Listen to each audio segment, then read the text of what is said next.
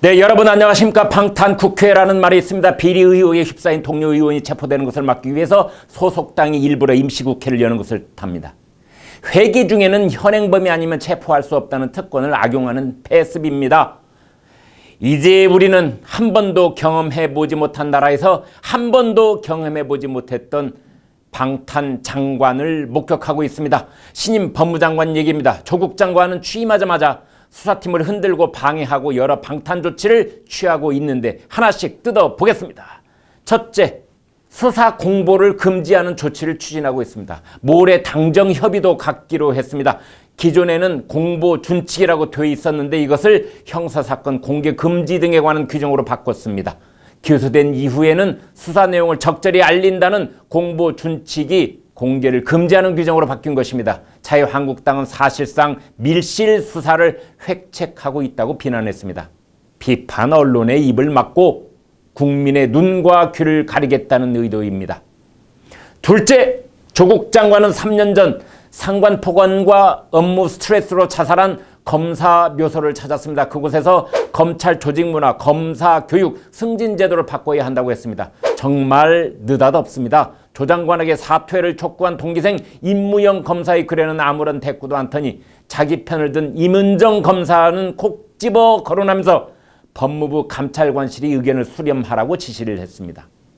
셋째, 조국 장관은 임명장을 받자마자 민변 출신에게 검찰개혁 책임을 맡겼습니다. 조국 장관의 1호 인사입니다.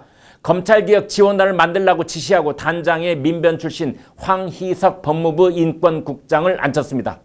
이 사람은 2012년 총선 때 민주통합당 강동갑 예비 후보로 나섰던 인물입니다. 포스터를 보면은 저 깡패 아닙니다. 민변 출신입니다. 검찰과의 전쟁, 착한 놈들의 전성시대.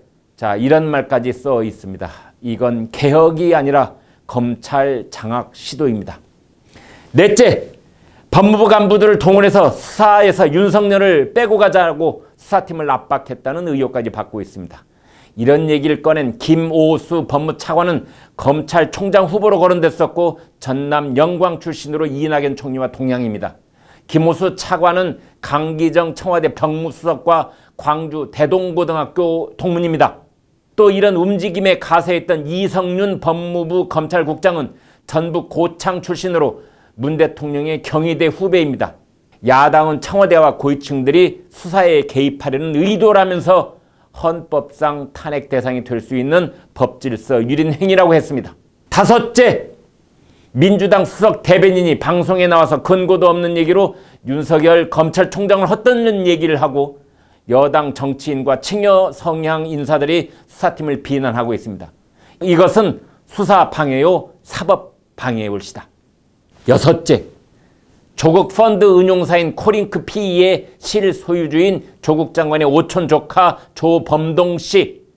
이 사람의 해외 도피 중에 펀드 투자사 대표에게 전화를 걸어 필사적으로 유증을 요구했습니다. 이건 역시 검찰 수사를 교란시키려는 외부의 개입이 있는 것으로 의심받고 있습니다. 조범동 씨는 구속영장이 청구가 됐습니다.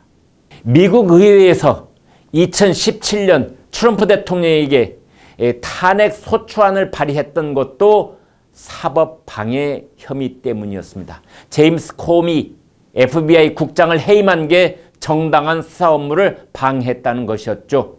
한국에서 벌어지고 있는 셀프 방탄 장관은 물론이고 집권당까지 동원된 방탄 정권은 수사 방해요, 사법 방해입니다.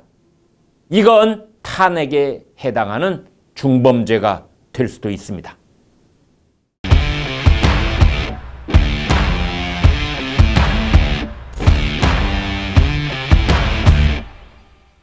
여러분과 함께 진행해 나갈 것임을 말씀드립니다.